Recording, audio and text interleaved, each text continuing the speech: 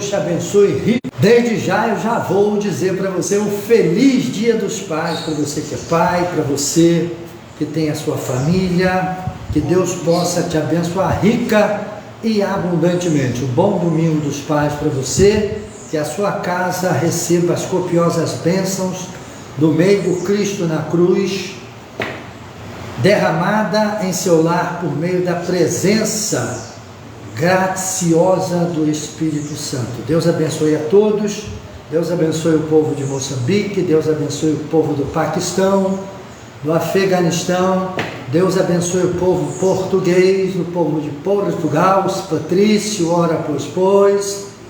Um feliz Dia dos Pais aí, não sei se aí também é Dia dos Pais, mas um feliz Dia dos Pais para vocês.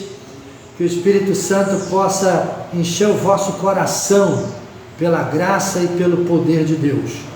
Que o Senhor possa se derramar para dentro de cada um de nós.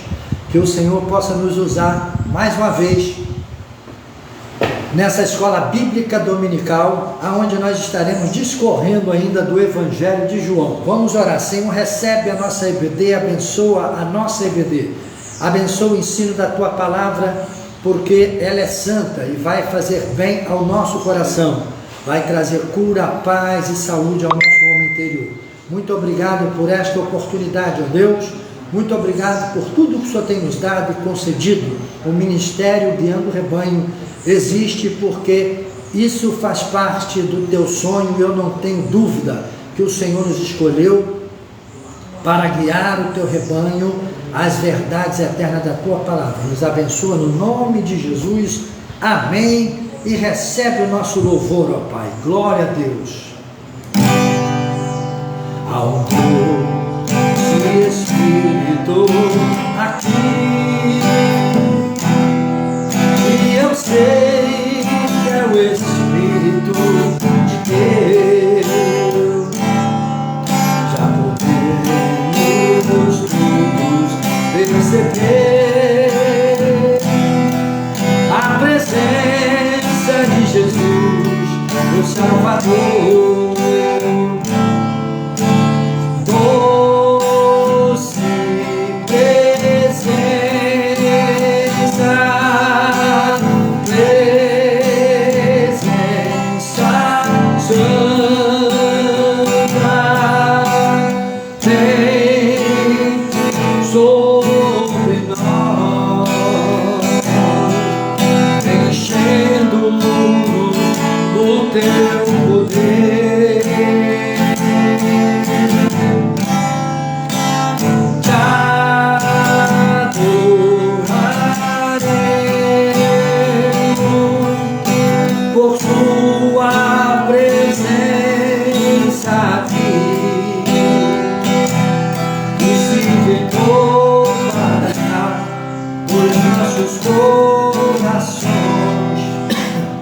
Louvado seja o Senhor, louvado seja o Senhor. Ao doce Espírito aqui, sim, Jesus, e eu sei que é o Espírito de Deus.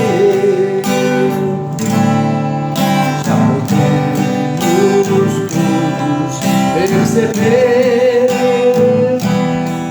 a presença de Jesus, o Salvador.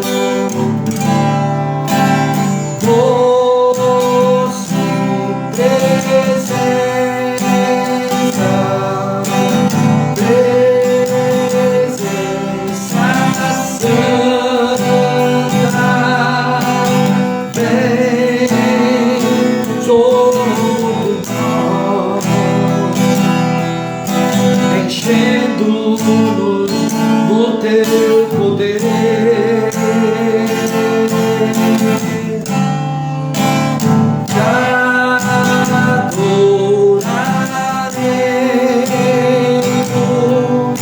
Por sua presença aqui, e se renovará por nossos corpos. Louvado seja o Senhor. Aleluia. A Ele toda honra, toda glória e todo o louvor. Bendito seja o Senhor. Aleluia. Santo é o Senhor Deus de Israel. Alto preço. Eu sei que foi pago um alto preço para que contigo fosse, meu irmão. Quando Jesus derramou tua vida, Ele pensava em ti, Ele pensava em mim, pensava em nós. Deus veio redimir do povo sangue, lutando com o combate do Senhor. Trabalhando, tua igreja edificando, removendo as barreiras pelo amor. E na força do Espírito Santo, nós proclamamos aqui que pagaremos o preço do seu só coração do Senhor.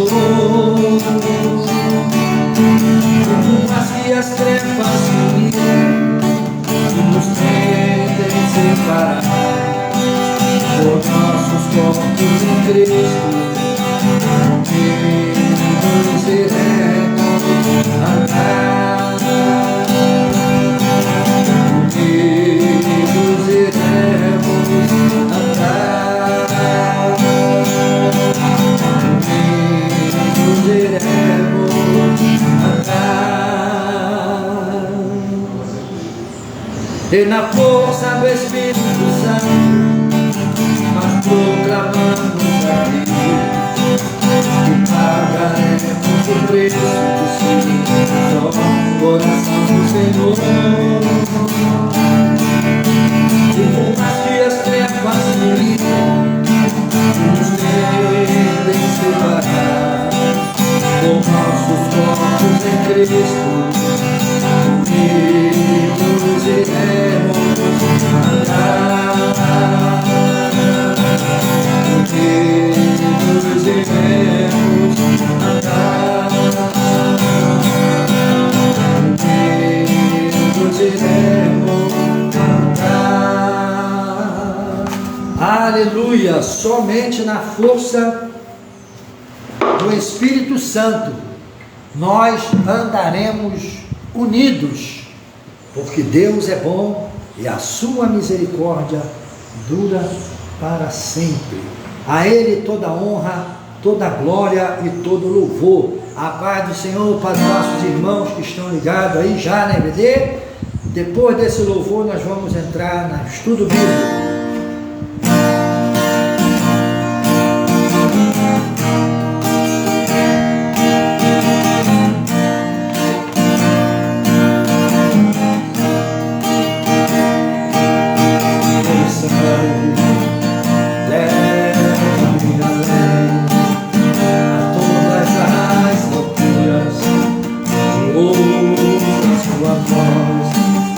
Falar de tua justiça.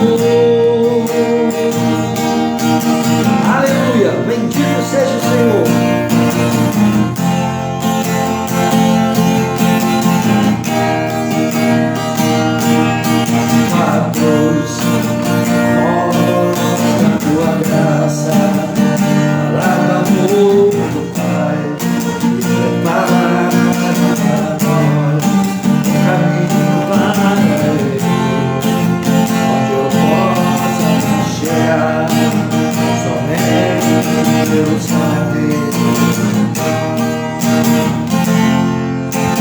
que nos lava dos pecados, que nos traz restauração. Nada além do sangue, nada além do sangue de Jesus.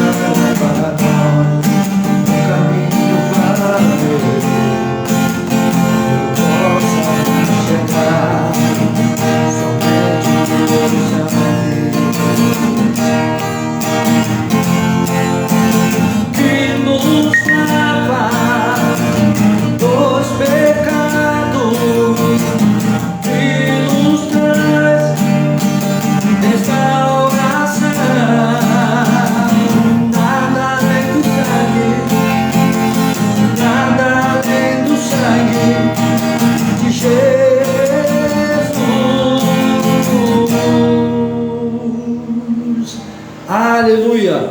A Deus toda a honra, toda a glória e todo o louvor. Amém, Senhor. Recebe a nossa adoração, ó Pai. Recebe o nosso louvor, Senhor. A Ti toda a honra, toda a glória, do nascimento ao acaso do sol. Vamos à nossa EBD. Aleluia. Que o Espírito Santo possa nos guiar. Evangelho de João, capítulo 5, aleluia. Nós estamos discorrendo o Evangelho de João, aleluia, e preste atenção nos ensinos, porque o Espírito Santo tem falado poderosamente. Depois que eu dou a EBD, eu assisto a EBD que eu dou, para ver o que Deus está fazendo. E eu estou muito satisfeito com o que o Senhor está fazendo. Deus é bom e a sua misericórdia dura para sempre. Semana passada nós falamos sobre o tanque de Betesda. Todas as coisas que estão explícitas no texto nós comentamos e aquilo que está implícito. Falamos que o paralítico de Betesda, o tetraplégico de Betesda, podemos dizer assim, que vivia em uma padiola, onde as pessoas levavam e traziam ele ali, provavelmente, ele não podia fazer nada. Interessante que nós pudemos ver que, assim como a igreja judaica daquele século estava tetraplégica, ela não tinha justiça, não tinha misericórdia e não tinha mais amor. Vai ser as três reivindicações que o Senhor vai fazer dentro dos atos do templo aos escribas e fariseus, quando ele chama-os de hipócrita e de justiça, misericórdia e amor, é o coração da lei, e eles não faziam. Eles davam dízimo do endro, do cominho e da hortelã, mas desprezavam a justiça, a misericórdia e o amor. Então eles estavam tetraplégicos, e aquele paralítico no tanque de Betesda, que Jesus vai ter com ele, Jesus entra pela porta das ovelhas. As ovelhas simbolizando ali a igreja judaica, o povo de Israel, que deveria estar pronto, estavam tetraplégicos nos 3 pontos basilares mais importantes da vida de um homem, de uma mulher, de uma nação, de uma igreja ou de um grupo que se denomina Filho de Deus. Faltava justiça, faltava misericórdia e faltava amor. E precisavam de ser curados, mas eles resistiram e resistiram até o fim. Então vamos começar aqui a partir do versículo 10 do capítulo 5 até o versículo 18, que diz assim: por isso disseram os judeus aos que fora curado, ao paralítico que estava no tanque de Betesda: hoje é sábado e não te é lícito carregar o leito. Ao que lhes respondeu: o mesmo que me curou me disse: toma o teu leito e anda. Perguntaram-lhe eles: quem é o homem que te disse: toma o teu leito e anda?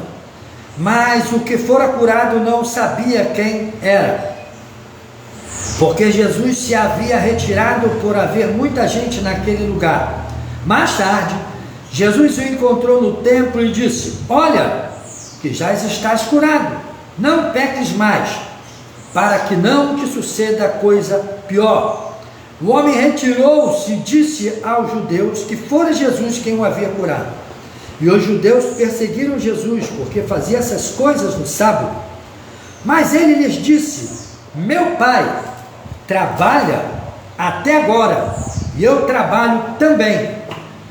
Por isso, pois, os judeus ainda mais procuravam matá-lo, porque não somente violava o sábado, mas também dizia que Deus era o seu próprio Pai, fazendo-se igual a Deus. Senhor, fala aos nossos corações por meio de Tua palavra, ensina-nos a Tua verdade. A Tua palavra é a verdade. Então nós estamos aqui no contexto imediato ao anterior que nós estudamos. Um faz parte do outro, mas tem assuntos diametralmente diferentes para nós podermos desenvolver. Em cima tratamos da cura e da condição da igreja judaica. Falamos isso cabalmente aí na mensagem anterior, você pode ver aí, João capítulo 5, do 1 até o 9. Hoje nós vamos desenvolver essa outra parte que tem características diferentes. Quando você vê assim, ó, por isso, disseram os judeus ao que fora curado: hoje é sábado, e não te é lícito carregar o leito. Ao que lhe respondeu: o mesmo que me curou me disse: toma o teu leito e anda. Perguntaram: quem é o homem que te disse: toma o teu leito e anda? Mas o que fora curado não sabia quem era, porque Jesus havia retirado por haver muita gente naquele lugar. Interessante que às vezes as pessoas, quando Deus quer fazer, não há limite. Às vezes as pessoas pensam assim: não, você tem que crer, você tem que olhar para Jesus. Esse homem não sabia nem quem era Jesus. Ele estava deitado ali, na sua padiola, no leito de dor, de derrota, né, de impossibilidade. E Jesus simplesmente se aproxima dele. O texto diz que Jesus soube que ele estava assim há 38 anos, aproximadamente, talvez mais, ou perto disso, ou exatamente isso. Então Jesus soube, chegou perto dele, se compadeceu dele, olhou para ele. Assim o Senhor está fazendo.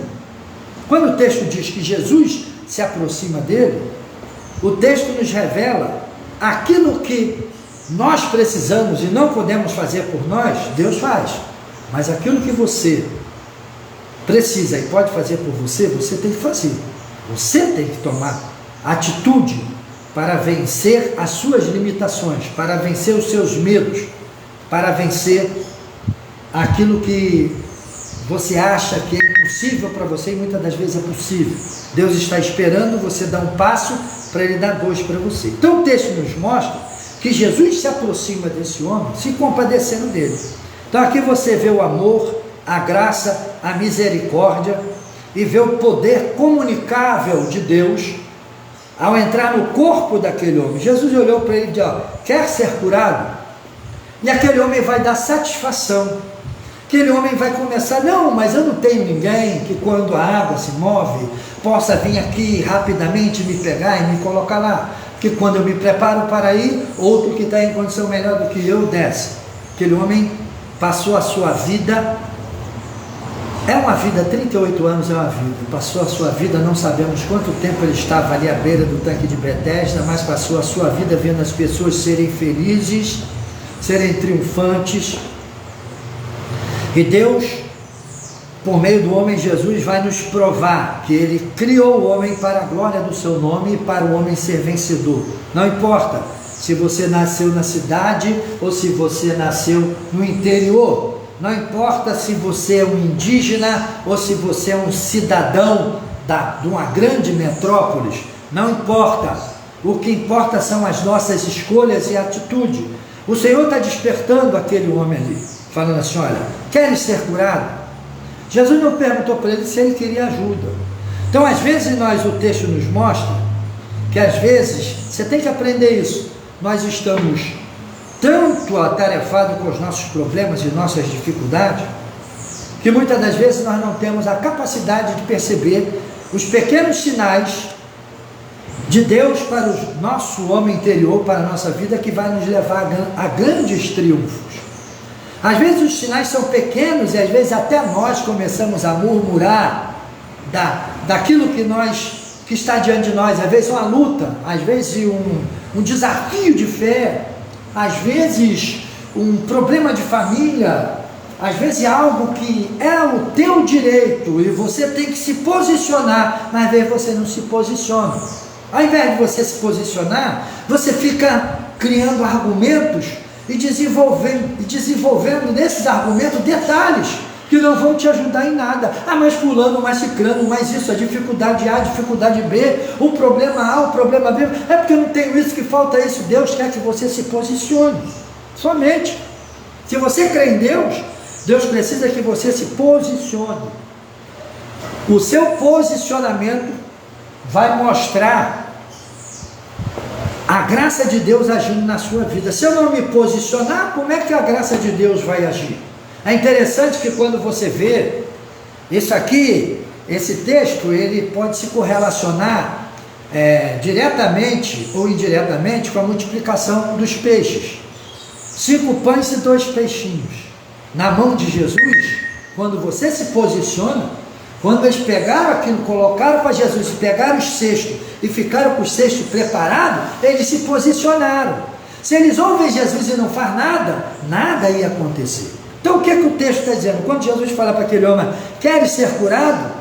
Naturalmente, o texto nos mostra que o ser humano, por causa da sua pequenez, ele vai desenvolver, muitas das vezes, um tema negativo. Eu não tenho quem me toque, quem me leve, eu não tenho quem me ajude. As pessoas vão porque tem ajuda, glória a Deus, por isso que elas estão sendo ajudadas e estão indo, mas Deus quer que você se posicione. Não tem ajuda para você. Se a água se mover, a bênção aparecer, está cheio de boca para comer a bênção primeiro, está cheio de mão para pegar a bênção primeiro. Então o que você tem que fazer de acordo com o texto? Queres ser curado? Queres alcançar a tua bênção? Queres que eu mude a sua vida? Queres que eu te dê êxito naquilo que você deseja? Posicione-se. Quer uma vida melhor? Posicione-se. Em posição de santificação. Qual o seu posicionamento? Eu vou me posicionar de maneira a me santificar. Então eu vou andar na obediência dessa palavra. Ele que é o dono da verdade, ele vai fazer essa verdade ser verdade na minha vida. Que adianta as pessoas carregar a verdade na boca, quando a verdade não é verdade dentro do seu homem interior? Ela não consegue transformar o seu homem interior, ela não consegue transformar a sua vida. Que adianta você falar de amor se o amor não está dentro do teu coração? Que adianta tu falar de fé se a palavra de Deus não entra dentro de você? Que é uma grande ignorância quanto à fé. As pessoas pensam que fé é algo inerente do ser humano. Não, o que é meu é a capacidade de crer. Fé é aquilo que é verdadeiro e que vale. O que é verdadeiro e que vale? Essa palavra, ela vale. Então, quando eu creio nela, ela se torna um comigo. Por isso que Jesus diz assim: assim como eu sou um com o Pai, todo aquele que crê em mim, crê no Verbo, será um comigo. Por isso que nós enchemos a nossa boca cheia de orgulho, às vezes até vaidade, uma vaidade que não mostra a realidade. Eu tenho fé. Você tem fé, mas não vive essa fé. Você não pratica a obediência dessa fé. Você não se entrega à obediência dessa fé. Então a tua crença é morta, é hipócrita, é fingida, é falha. Então Jesus está querendo tirar esse homem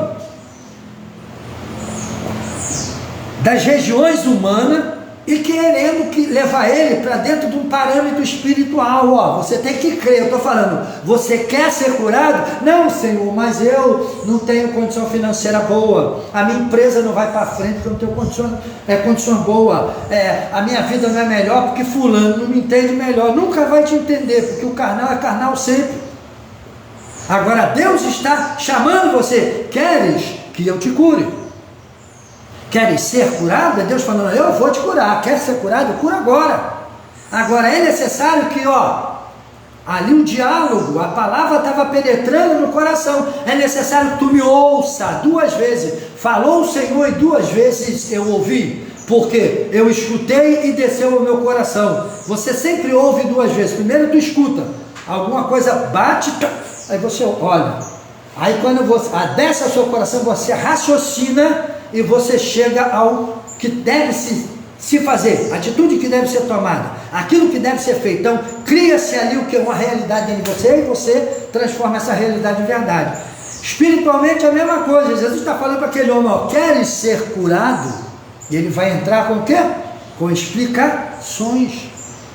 Ele vai começar a ter devaneio. Não, Senhor, olha, eu não sei quem é o Senhor, mas toda vez que eu sou curado, toda vez que a água é agitada para eu ser curado, quando eu estou começando a querer me preparar com as minhas poucas forças, alguém desce primeiro. A vida é assim, todos estão querendo, e na maioria das vezes ninguém espera por ninguém. Feliz aquele que tem alguém que enxerga a tua necessidade mais do que a dele, e diz: não, vai você primeiro, por favor, vai você primeiro. Dificilmente você encontra pessoas assim. Então a realidade da vida espiritual não pode deixar nada para depois. Por isso que a Bíblia diz que aquilo que vier à sua mão, faça. Você tem que fazer aquilo que o Senhor te der para fazer, faça como se estivesse fazendo para o próprio Deus. O que Deus colocou na sua mão? Deus te deu uma família, uma esposa, um marido, te deu filhos. Então você tem que fazer o melhor. Mas às vezes eles não estão entendendo, às vezes nunca vão entender, mas você tem que entender que Deus te levantou para fazer a diferença. Deus te levantou para mostrar a sua diferença, para mostrar a glória dele por meio de você. Então Deus quer fazer a diferença por você. Não espere as pessoas querer fazer algum tipo de diferença para você. Não espere isso. Então o que o texto está nos dizendo? Esse homem está paralítico, está tetraplégico. Quantas pessoas tetraplégicas que não tem força mais no seu sentimento, seu coração perdeu a fé, perdeu a esperança, acha que tudo o que fizer não vai dar certo. Quantas pessoas que já não são mais capazes de crer que Deus pode mover as mãos dele ao seu favor, por causa da situação que está vivendo, por causa do que o diabo fez. Meu irmão, o diabo fez uma, vai fazer 2, vai fazer 3, vai fazer 4, vai fazer 5, vai fazer 6, vai fazer 7, vai fazer quantas vezes ele puder fazer. Agora, o problema é qual o seu posicionamento. Qual o seu posicionamento? Qual a atitude? Como você vai estar? Como? Eu olho para a vida de José do Egito, dá uma surra naquele rapaz, joga num poço, podia ter quebrado uma perna, um fêmur, um pescoço, ficar aleijado, uma coluna, ficar paralítico, tetraplégico. O rapaz caiu aproximadamente, de acordo com os estudos que eu já fiz, com os professores de teologia, com os livros examinados, aquela cisterna tinha 30 metros aproximadamente, um mínimo de profundidade. O mínimo 30 metros. Jogaram aquele rapaz numa altura e ele caiu lá embaixo, se esborrachou todo lá embaixo, não quebrou um osso. Por quê? Às vezes Deus permite a pancada, mas Ele te preserva. Por quê? Ele quer te usar para manifestar em você o poder dEle. Não espere dias melhores, não vão ter, porque o mundo jaz no maligno. Nós estamos cercados de pessoas que vivem na carne, se dão aos prazeres do diabo, estão com a cara de peroba, de madeira, se fazendo de bonzinho, mas são verdadeiros filhos do diabo. Quer dizer que filho do diabo é diabo, não tem jeito. Por isso que Jesus no tempo falou para aqueles homens assim, ó, vocês dizem ser filho de Abraão e dizem seguir a Torá, no entanto buscam matar-me. Eu bem sei de quem vós sois filhos. Jesus não poupou esse negócio, não, o evangelho tem que ser diferente. Jesus falou para ele, vocês são filhos do diabo, porque nunca se firmou da verdade, é pai da mentira, e tudo que ele faz é mentir, roubar e destruir. Vocês são filhos dele. Então Jesus era direto. Então o camarada hoje ele quer estar na lama, na podridão, coberto de imundície, e quer que você olhe para ele e fale assim, ó, que grande sinal de Deus, que grande virtude você tem. As pessoas estão aí envergonhando o ser humano, as pessoas estão fazendo coisas que só a misericórdia de Deus, e nós temos que engolir e bater palma para eles. Mas quando nós que estamos em Cristo falamos uma verdade, fere o reino do inferno, fere o reino das trevas, e eles se levantam para querer calar nossa boca. Assim está acontecendo. Aí o texto vai dizer assim, mais tarde Jesus o encontrou no templo e lhe disse, olha que já estás curado. Oh, Jesus deu uma assim de olha, você olha que logo depois o olha está chamando assim, olha que já estás curado, não peques mais, para que não te suceda coisa pior. Então quando Jesus fala assim, olha que tu estás curado, não peques mais, para que não te suceda coisa pior. A ideia da interpretação de você exigir do texto é que esse homem estava enfermo justamente por causa de pecado. Por isso Jesus fala assim, olha que estás curado, não peques mais, ou seja, ele pecou e ficou naquele estado. Algum motivo, nós não conhecemos a história, que a Bíblia não entra em detalhe, mas o texto diz, ó, tu está curado, não peques mais, para que não te suceda coisa pior. Então há pecados que te levam ao leito, há pecados que te levam à nulidade, você se torna nulo no seu viver, você fica algemado, preso, escravizado por causa da força do direito que tu deu a Satanás de agir, prender, amordaçar você. Então tem pessoas que pecam, e a Bíblia diz que no momento do pecado é saboroso. O indivíduo peca, ele se sente poderoso, se sente mais homem, mais forte, o cara. Mas o tempo dirá qual a semente que tu plantou e qual o fruto que você vai colher. Qual? Espera, porque as escrituras sagradas diz que de Deus não se zomba, e aquilo que o homem plantar, isso ele ceifará. Então quando você olha Jesus chamar a atenção desse homem, olha que estás curado, não peques mais, porque ele pecou e ficou naquele estado, para que não te suceda coisa pior. Por isso que Jesus diz no seu ensino, ele fala assim, olha, quando o demônio é expulso de uma casa, sabe, ele vai para lugares desertos, áridos, e fica ali. Depois de um certo tempo que ele dá uma descansada lá e não tem para onde ir, ele vai falar, vou voltar para a minha antiga casa, e quando chegar lá eu vou tomar posse.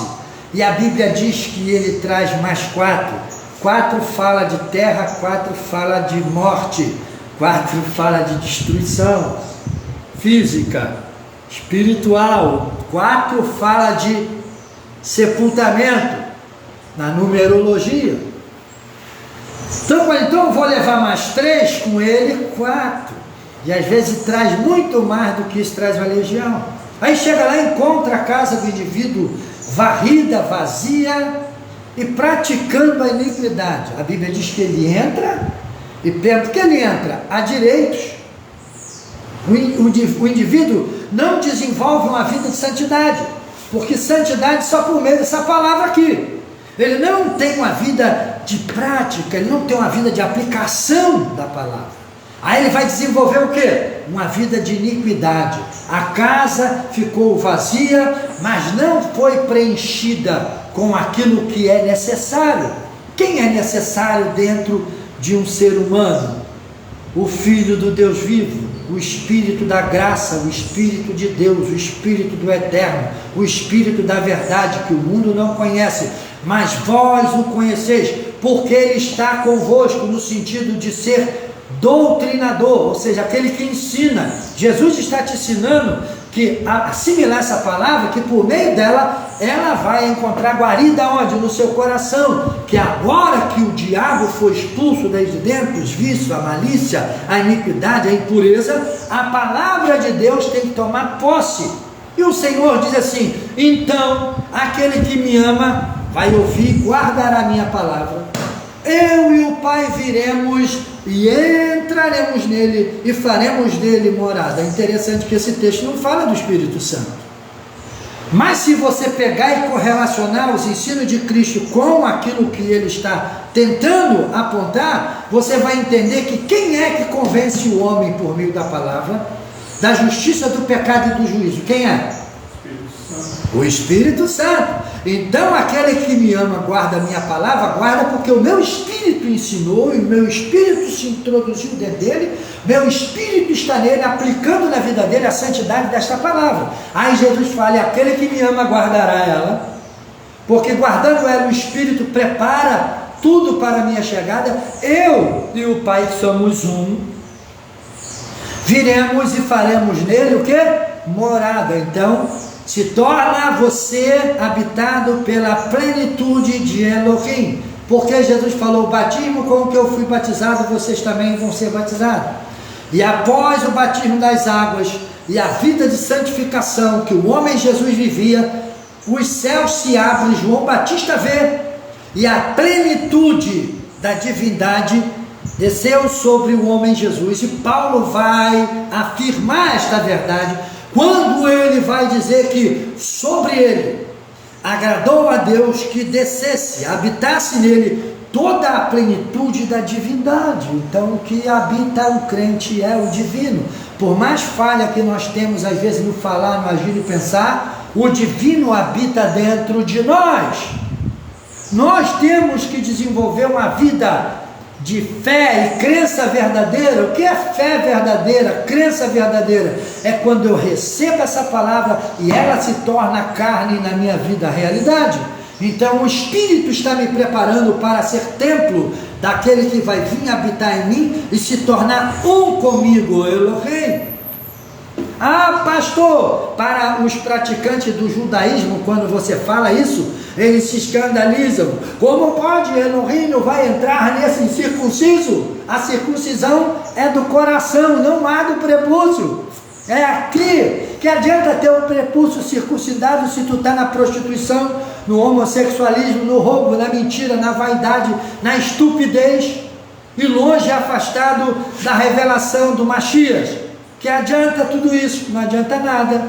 Que adianta você encher o seu coração, permear seu coração desta palavra e deixar que ela seja marreta para esmiuçar o seu pecado, deixar que ela seja a espada do Espírito para cortar a impureza, deixar que ela seja a ferramenta de Deus para te levar a uma vida melhor, uma santificação melhor.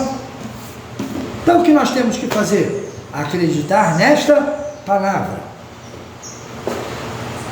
O homem retirou-se, né? Quando Jesus falou: olha, vou ler o versículo 14 aqui. Mais tarde, Jesus encontrou no templo e lhe disse: olha, que já estás curado, não peques mais, para que não te suceda coisa pior. O homem retirou-se e disse aos judeus que fora Jesus que o havia curado. Ele foi lá, depois de ser abençoado, né? Por falta de discernimento, de ensino, de conteúdo, de princípios dentro dele, ele corre e vai falar para os judeus: ó, foi aquele tal de Jesus que me curou. Coitado, ele recebeu a bênção do Filho de Deus e foi lá entregar o Filho de Deus. Mas por que acontece isso? Porque não tem valores, não tem princípios no seu coração. Ele recebeu a cura. Assim estão muitos hoje vivendo na igreja. São curados da enfermidade do pecado, da estupidez e da ignorância espiritual.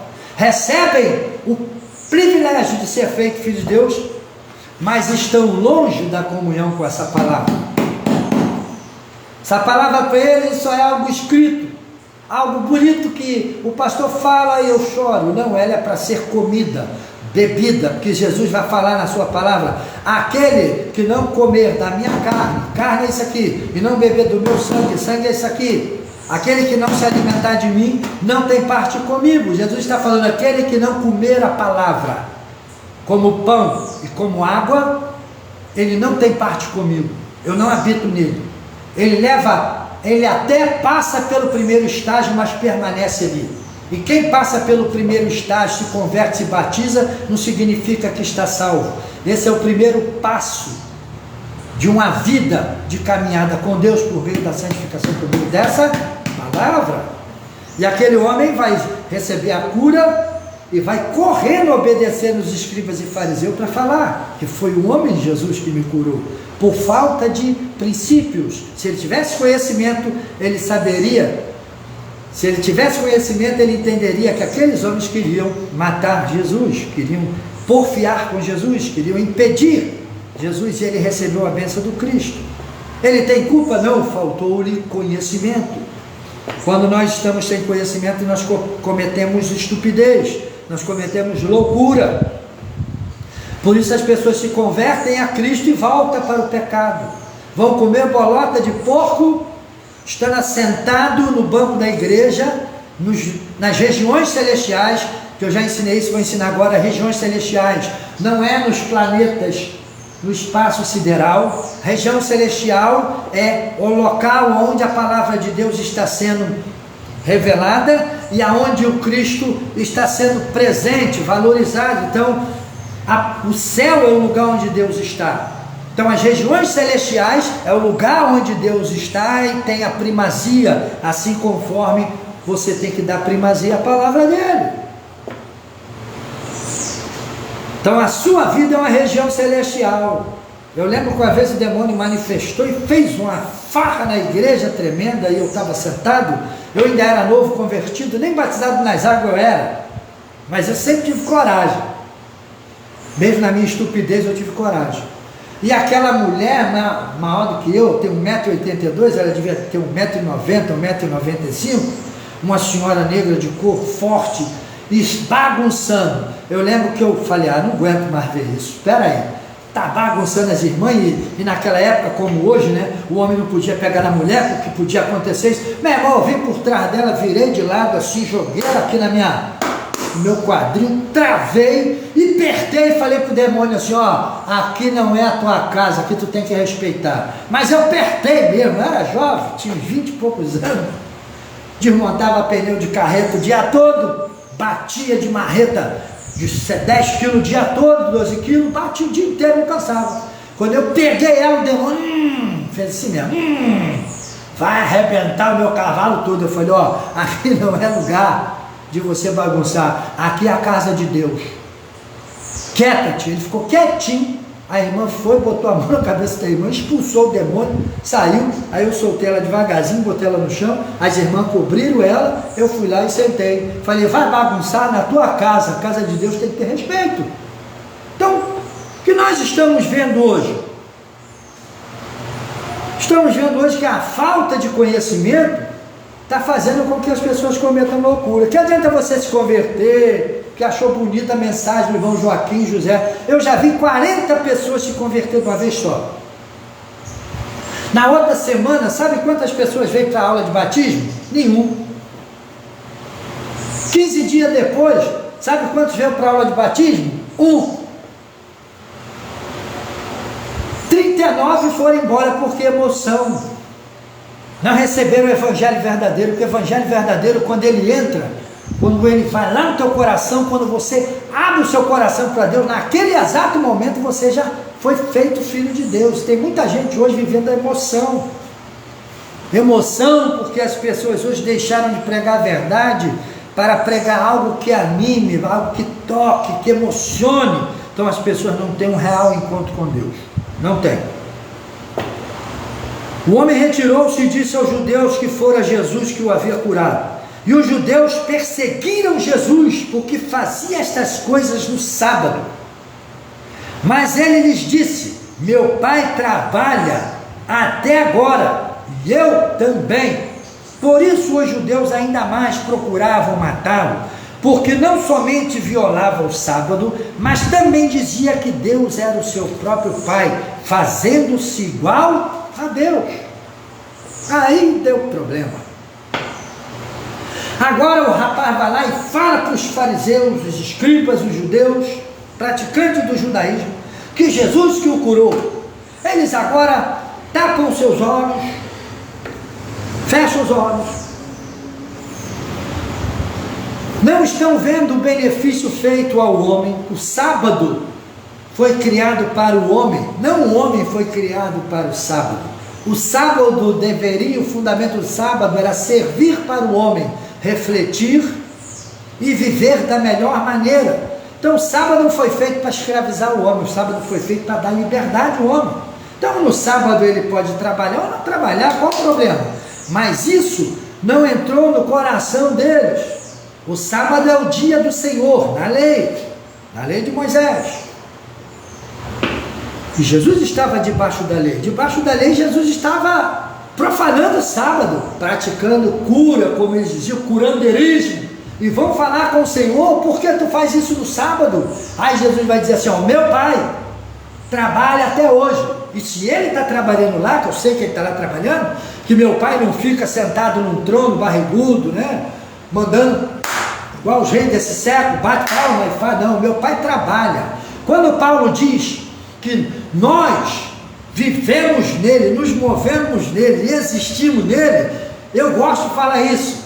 Está dizendo que Deus ocupa tudo. Ah, não tem, porque aquele que é eterno, você não pode. E agora? O que é eterno?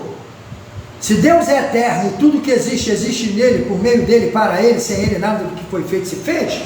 Então segue-se que de uma certa forma Paulo está falando, ó, o Criador do cosmos, do universo, do planeta Terra e dos homens, ele tem o domínio de tudo, nada fica fora do seu domínio, porque nele vivemos, nele nos movemos, por ele, por meio dele, para ele, ou seja, ele é dono de tudo, está em todo lugar e domina tudo. Não tem como você tentar explicar isso, ele é Deus. Então se ele está trabalhando até agora, ele vai falar, eu trabalho também, que ele é meu pai. Aí pronto, os judeus entraram em caramiola, tem que matar esse homem, ele está blasfemando, ele está dizendo que é feito, que ele é filho de Deus, se igualando a Deus, dizendo que é filho de Deus. Nem nós somos filhos de Deus, mas é verdade, não era mesmo, que quando Jesus vai dar entrevista a Nicodemos, capítulo 3 de João, que nós já passamos por lá, Jesus diz assim, ó, Deus amou o mundo de tal maneira, de tal, a expressão tal, não tem palavras para aquilatar isso, é algo tremendamente poderoso, profundo, que o homem não pode imaginar, que Deus deu o seu Filho unigênito, para que todo aquele que crê não pereça, mas tenha vida eterna. Deus está trabalhando, Deus está dando unigênito, porque o homem Jesus, com o pé no chão, filho de Maria, e filho de José, pai por criação,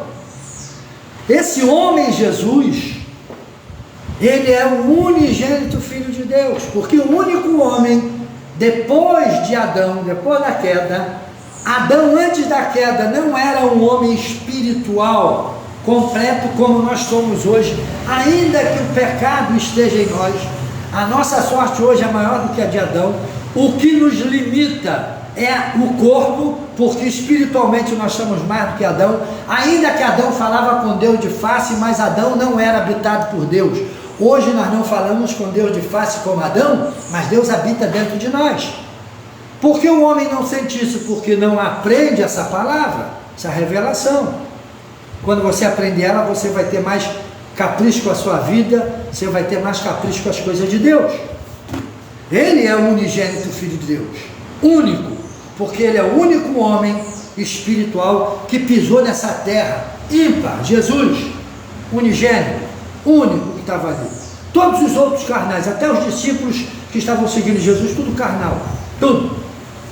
A igreja hoje tem mais sorte do que eles, porque hoje nós somos feitos homens espiritual pelo poder da morte e ressurreição do Cristo.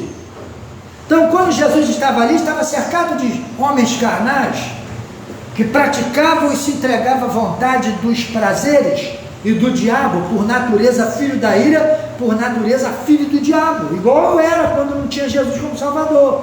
Quando eu assimilei isso, eu fui aprendendo aos poucos, até que a luz se tornou perfeita. Então eu não posso voltar para as trevas, eu não posso, eu tenho que lutar com a minha natureza, porque senão eu saio de filho da luz para filho das trevas. Aí fica essas doutrinas de meia colher, dizendo uma vez salvo, salvo para sempre. Verdade. Se eu morrer na obediência, morrer no caminho verdadeiro, passei a exportar da eternidade, salvo para sempre, irreversível. Mas enquanto eu estiver vivendo essa vida, eu tenho que desenvolver uma vida de quê? Uma vida de santificação, sem a qual ninguém verá o Senhor. Então não tem brecha para o indivíduo experimentar um pedacinho do bolo do inferno e dizer que é salvo. Tu está comendo a mão de Satanás, tu é filho de Satanás. Ou despreza totalmente o diabo e o mundo, ou então se entrega totalmente ao diabo e ao mundo. Pronto. Com Deus não tem em cima do muro. Então quando você vê que Jesus é unigênito, é o único. Depois da morte e ressurreição, Jesus passa a ser chamado de primogênito da criação de Deus, que é uma nova linhagem da qual nós fazemos parte. A nossa natureza adâmica ficou sepultada nas águas do batismo, e quando saímos de lá, saímos para viver em novidade de vida, em caminho de santificação, de vida eterna, paz, prosperidade, vida, saúde. Os homens hoje estão, eu vi um islâmico dizendo que a Bíblia não ensina o homem a ser rico. Ensina. Tudo que a Bíblia ensina é o indivíduo ser rico, próspero em todas as suas áreas de vida. A Bíblia não ensina o homem, a Bíblia ensina tudo. A Bíblia só não é capaz de ensinar para quem é filho do diabo, para quem é cego, para quem não aceitou Jesus, para quem não nasceu de novo, porque esta palavra é espiritual. Como o carnal vai entender o que é o espiritual? Por isso, até no mundo dos homens tem o CA, o Beabá, o CA, primeira série, segunda, terceira, quarta, quinta, até o indivíduo chegar na faculdade. Por quê? É uma escada de valores, você tem que subir aos poucos, aprende aos poucos. Você não vê um neném com um mês fazendo raiz quadrada. Você já viu alguma vez ele lá com a raiz quadrada na calculadora, resolvendo problema, fazendo matemática, estudando história, estudando ciência, química, física? Você não vê física quântica, você não vê um bebê de um mês fazer isso. Por quê? Ele precisa de entrar na escada de valores da vida a qual ele passa a existir, na sociedade que ele passa a existir, aprender os valores, os princípios. Espiritualmente, você precisa de se batizar, conhecer as escrituras, participar da escola bíblica dominical, entrar no culto da palavra, fazer um pequeno seminário. A tua igreja tem que promover isso para você. Aqui no Ministério Guiando o Rebanho, a nossa escola bíblica é um seminário. Você está vendo aí a qualidade, o peso, a profundidade daquilo que é dado? Só não aprende quem não quer. Então quer dizer, eles estavam mais propícios a condenar Jesus por causa do sábado, porque eles guardavam o sábado. Não, o sábado é o dia do Senhor. Aonde está escrito isso? E tem gente que não, que o domingo foi inventado pelo católico, o catolicismo que inventou o domingo. Mentira, não foi o catolicismo. Eu vou provar para você. O Papa que disse que o domingo seria o dia do Senhor, ele não inventou nada, ele só interpretou a verdade que está dentro da Escritura. Eu falo para você, Jesus não guardava o sábado e a igreja primitiva não guardava o sábado. Não guardava e pronto. Ah, pastor Américo, por favor, eu vou ficar apavorado. Não guardava, não guardava.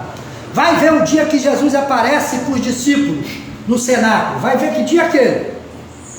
Vê lá, para ver se é no sábado. No primeiro dia da semana, eles estavam reunidos todos no mesmo lugar, quando o Senhor vem e se manifesta a eles. Aí tem gente aí que quer essa doutrina, essa ele, não guarda o sábado, que se não guardar o sábado é filho do diabo. Só quem guarda sábado é filho do diabo, e quem não guarda é filho de Deus. Aí que é o problema. E agora? Jesus guardou o sábado, pastor Américo? Jesus guardava o sábado e Jesus quebrava o sábado, curava no sábado, colhia espiga no sábado, e ele não queria saber de sábado, porque ele é o sábado. Sábado significa descanso, e ele é o descanso. O sábado estava ali, corporificadamente, ali andando no meio deles, e eles estavam perplexos. O que está acontecendo? A verdade é essa. Então, quando você vai no livro de Atos, vamos lá no livro de Atos, espera aí, Atos, Atos, capítulo 20 de Atos, versículo 7. A igreja primitiva se reunia para o partir do pão. O que é o partir do pão? É a ceia comum entre eles, que celebrava o nascimento, a ceia que Cristo mandou. Fazer isto em memória de mim, a ceia memorial, trazendo memória de tudo aquilo que Cristo fez. Atos capítulo 20. Então a igreja primitiva estava toda em pecado. Certo está essas igrejas que guardam sábado. Estão debaixo da lei, mas não guardam toda a lei, e reivindicam a guarda do sábado, porque diz: se você não guardar o sábado, você não está salvo, não é filho de Deus, é filho do maligno. Então vamos ver então que a igreja primitiva era filha do maligno, porque se essa doutrina é verdadeira, a Bíblia está errada, está tudo escrito errado. Atos capítulo 20, versículo 7 diz assim: no primeiro dia da semana, estando nós reunidos com o fim de partir o pão, Paulo, que devia seguir viagem no dia imediato, exortava-os e prolongou o discurso até a meia-noite. Aqui é a passagem quando Eutico cai da janela. Então Paulo está passando um sermão para a igreja, ensinando a igreja, doutrinando a igreja no primeiro dia da semana. Por quê? Fica aqui o primeiro dia da semana bem destacado, porque Paulo estava reunido com a igreja no dia de partir o pão. Todos estavam esperando a ceia. Paulo, destrincha na palavra. Paulo começou a deslanchar, como o nosso irmão Celso gosta de falar, deslanchar na palavra, pregar o evangelho poderoso. As pessoas ficaram perplexas, e a palavra fluía, a graça fluía o tempo todo, e as pessoas, ao ponto de Eutico dormir, cai, quebra o pescoço, e no primeiro dia da semana Paulo vai orar e Deus vai operar um grande milagre. Sermão de Paulo, pós-pregação de Paulo, eles partiram o pão, e se você pegar esse capítulo e esse versículo e for atrás das referências semelhantes, você vai achar um monte no livro de Atos. Vem 1 Coríntios capítulo 16, vamos lá, 1 Coríntios capítulo 16, versículo 1 e versículo 2 diz assim: quanto à coleta, quando Paulo estava indo à igreja aos Coríntios para pegar os donativos para levar para a igreja de Jerusalém, vai dizer, quanto à coleta para os santos, fazei vós também, como ordenei às igrejas da Galácia. O que é que Paulo ordena à igreja da Galácia? No primeiro dia da semana, cada um de vós ponha de parte em casa conforme a sua prosperidade, e vai juntando, para que se não façam coleta quando eu for. Paulo está dizendo assim, eu ensinei a igreja da Galácia, para que no primeiro dia da semana eles pudessem se reunir, juntar suas ofertas e fazer o partir do pão. Quando eu chegar lá, eu pegar as ofertas, assim como vou fazer aqui com vocês, Coríntios. É isso que Paulo está falando. Se tem outra explicação, eu queria ouvir. Aqui está dizendo, a contribuição do cristão deve ser realizada na seguinte maneira, regularmente no domingo, positivamente num fundo particular. Ou seja, você tem que ter a tua contribuição, ela tem que ter um objetivo, um alvo, tem que ser para ajudar os pobres, tem que ser para o crescimento do reino, tem que ser para o sustento da casa de Deus, sustento dos pastores, dos ministros, e assim por diante. Então, o que nós vamos fazer? Guardar o sábado? Não, a Bíblia diz que a igreja se reunia no partir do pão no primeiro dia da semana. A igreja primitiva, ela fez questão de tornar o seu culto diferente do culto judaico, porque não era judaísmo mais, não era. As pessoas falam assim, não, a igreja saiu do judaísmo. A igreja não saiu do judaísmo. A Torá foi dada com o objetivo de manifestar a igreja, de manifestar o Cristo, o que é o cabeça. A Torá não foi dada para criar um grupo religioso, eles criaram porque eles quiseram. Quando Jesus vem, Jesus fica indiferente a esse conjunto de doutrina de homens, não indiferente quanto à Torá. Ele vai cumprir. Por que ele não guarda mais o sábado? E a igreja primitiva guardava o domingo, o primeiro dia da semana. Por quê? Porque o sábado os judeus guardavam. A igreja primitiva guarda o primeiro dia da semana porque passou a considerar que o dia que o Senhor ressurge, não é nem doutrina do Espírito Santo isso, foi um costume da igreja. A igreja primitiva, sabendo que eles estavam livres da lei, eles criaram um costume entre eles de partir o pão, de colher oferta e se reunir para aquela ceia, para louvar e engrandecer a Deus, no dia da ressurreição do Senhor. Qual o dia que Jesus ressuscita? Domingo. Então a igreja primitiva se reunia no primeiro dia da semana. Você pega na tua Bíblia aí de estudo, que às vezes ela tem referências correlacionadas, vai seguindo que tu vai ver, vai ter em Coríntios, vai ter em livro de Atos Apóstolos o tempo todo. A igreja vai se reunir sempre no primeiro dia da semana. Ponde à parte vós aquilo que você escolheu, para que quando eu for ter convosco, não tenha de colher nada. Você pode falar, vocês não vão se reunir no primeiro dia da semana, não é do vosso costume de se reunir? Então tirai as vossas ofertas aí, comei o pão e bebei o cálice da aliança. Quando eu passar aí, seja na segunda, na quarta, na terça ou na quinta, eu estou passando de viagem, estou recolhendo e estou indo para a igreja de Jerusalém, que estava sendo oprimida, passando fome, necessidade. Então Paulo está pegando e está levando para lá, está falando como é do vosso costume. Assim como eu ensinei as igrejas da Galácia, né? Isso é maravilhoso. Vamos lá de novo. Aqui, 1 Coríntios, capítulo 16, versículo 1 e 12. Quanto à coleta, 1 Coríntios, capítulo 16, versículo 1 e 2. Paulo vai dizer assim, ó, quanto à coleta para os santos, os crentes de Jerusalém, fazei vós também como ordenei às igrejas da Galácia.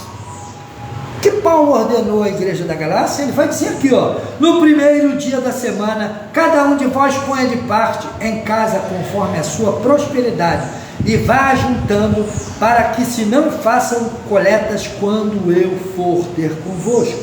E quando tiver chegado, enviarei com cartas para levarem as vossas dádivas a Jerusalém, aqueles que aprovardes.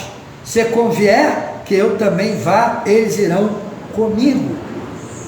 Paulo está falando para os coríntios, ó, eu ordenei, está aqui bem, ó, eu vos também como, ó, fazei vós também como ordenei, era a ordem de Paulo, partir o pão e se reunir para a ceia do Senhor e para a coleta, para celebrar a Deus em cânticos, louvores, ofertas, todo tipo de donativo que viesse, podemos falar ofertas, dízimos, sacrifícios, aquilo que o homem propusesse no seu coração.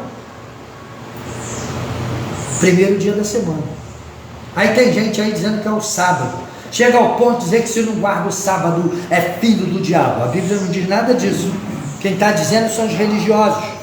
Isso é problema dele, segue o que ele quer, vive do jeito que ele quer, não tenta impor isso sobre ninguém, que a Bíblia diz que uns fazem diferença entre dias e meses, e tempo de lua cheia, lua nova, lua minguante, mas nós que estamos em Cristo somos curados, sarados, não fazemos diferença entre dias, porque todos os dias para nós são iguais.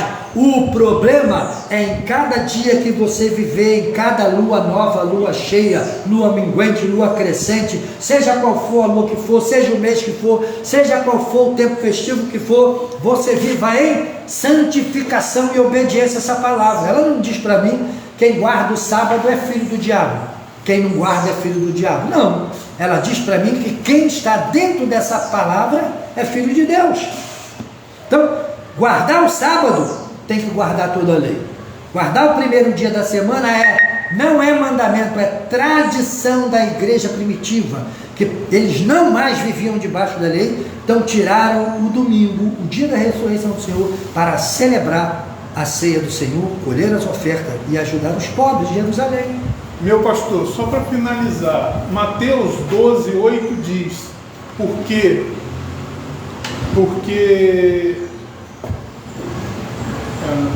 Mateus 12, 8.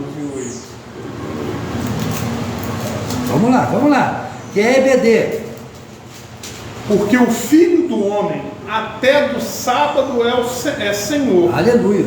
E no versículo 12, mais à frente, ele diz aí, 11. E eles lhes disse, isso Jesus falando para os fariseus, qual dentre vós será o homem que, tendo uma ovelha, se num sábado ela cair numa cova, não lançará a mão dela e a levantará? Amém. Pois quanto mais vale um homem do que uma ovelha. É, por consequência, lícito fazer bem aos sábados. Com certeza. Quer fazer bem? Posso curar.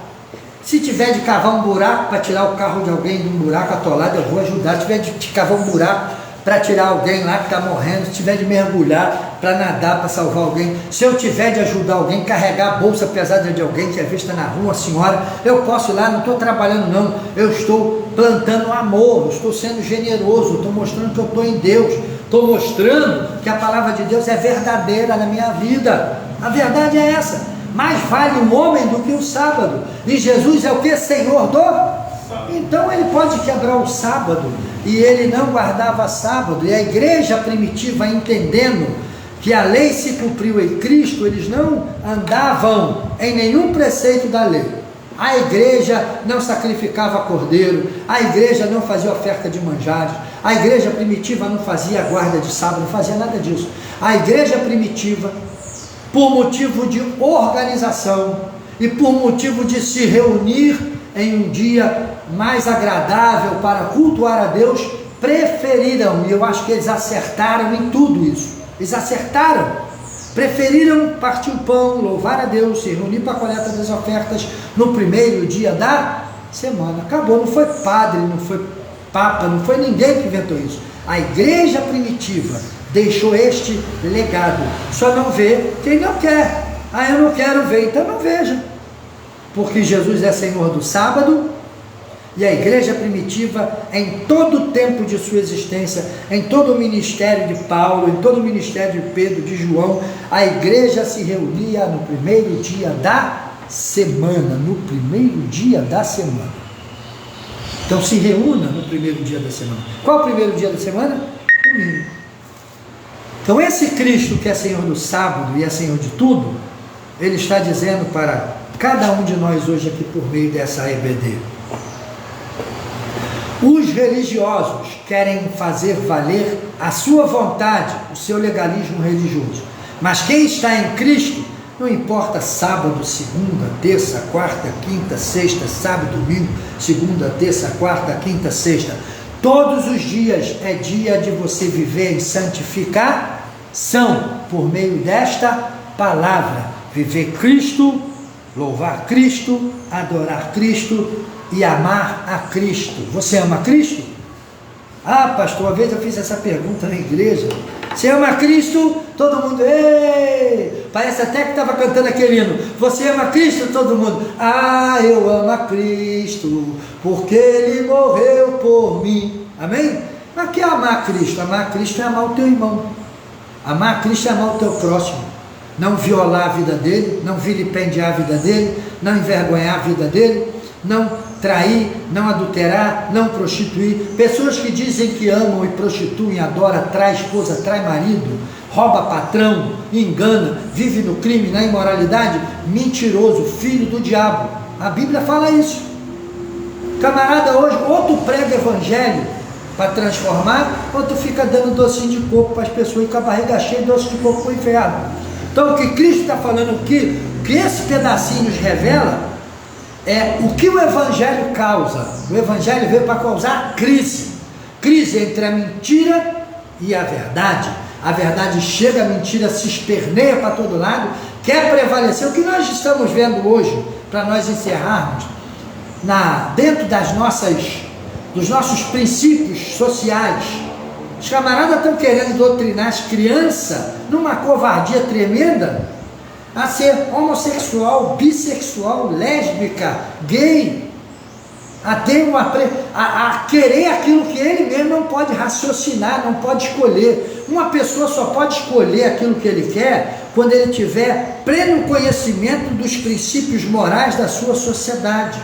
Uma criança pode nascer até com seus trejeitos, como eu já conheci alguns, quando nós éramos garotos, os caras com os trejeitos e tal, porque era a criação, a maneira. Depois ficou homem, vai lá agora para tu ver o carão de pitbull, e é pitbull mesmo, brabo, vai lá. Então as coisas, não, porque a criança nasce mais bonitinha, né, mais meiga, aí acha que ela tem que ser, porque o doente quer botar a sua doença no outro. Você vê que o camarada, que ele está com AIDS, se ele for lá no outro, o sangue dele bota AIDS no outro. Então as pessoas estão enfermas, doentes, com mazelas físicas, psicológicas e espirituais, quer passar isso para as pessoas empurrando de goela abaixo. Não, meu querido, vamos educar. Se a pessoa definir depois dos 15, dos 18 anos aquilo que ele quer ser, seja o que ele quiser ser. A Bíblia diz que aquele que quiser pecar, peque ainda, e aquele que quiser se santificar, santifique-se ainda. Sabe o que quer dizer isso? Quem quiser viver no pecado, viva. Quem quiser viver em santificação, viva, porque vai terminar a oportunidade e depois não tem mais o que fazer. Então, para nós encerrarmos hoje, o texto hoje fala do confronto da verdade com o legalismo humano. O homem quer prevalecer naquilo que ele quer. O homem sem conhecimento, com a mente obtusa, alheio às coisas de Deus, ele quer fazer os seus princípios, baseado naquilo que ele vive, naquilo que ele é, naquilo que ele ama. Se ele ama o pecado, ele vai querer a libertinagem, a vida de qualquer maneira. Mas se ele for criado dentro dos princípios basilares da palavra de Deus, ele vai querer viver em santificação. Então, uma sociedade, ela é aquilo que você planta dentro dela. Se você der cartilhinha de gênero para o seu filho no colégio, mesmo que ele nunca fosse ser o que ele vai se tornar, ele vai se tornar, porque você doutrinou, você alimentou, você ensinou, você apontou caminho, você deu valores podres para ele construir a vida dele. Mas se você der princípios verdadeiros, eternos, imutáveis, de moral, alibada, que é a palavra de oriunda dessa palavra, então teu filho vai ser uma bênção, a tua casa vai ser uma bênção, teu país vai ser uma bênção. Porque hoje tanto assassinato, tanto crime, esfriou-se o amor, por falta de aprender o que é amar. Amar não é sentimento, amar é ordenança divina, ordenança para ande nesta palavra e você vai praticar o verdadeiro amor. Deus te abençoe, que o Espírito Santo fale melhor em seu coração. Até a próxima EBD. No próximo domingo nós vamos desenvolver a partir do versículo 19 do capítulo 5 do Evangelho de João, intitulado aqui epígrafe, o discurso, que vai do 5:19 até o 47. Que Deus possa te abençoar rica e abundantemente. Rua Aquitânia, lote 16, quadra 6. Aqui estamos no nosso salão de culto, que é na minha própria casa. Por causa das condições financeiras, não quisemos entrar em pagar aluguel, não. Vamos ficar aqui, que aqui a gente precisa de ficar preocupado com o aluguel. Quando Deus quiser nos tirar daqui, Ele vai nos tirar para nos colocar num lugar excelente. Deus te abençoe rica e abundantemente. Pastor Américo Gomes, seu irmão em Cristo, seu servo. Ministério Guiando o Rebanho. Uma bênção de Deus para o seu coração. A paz de Cristo.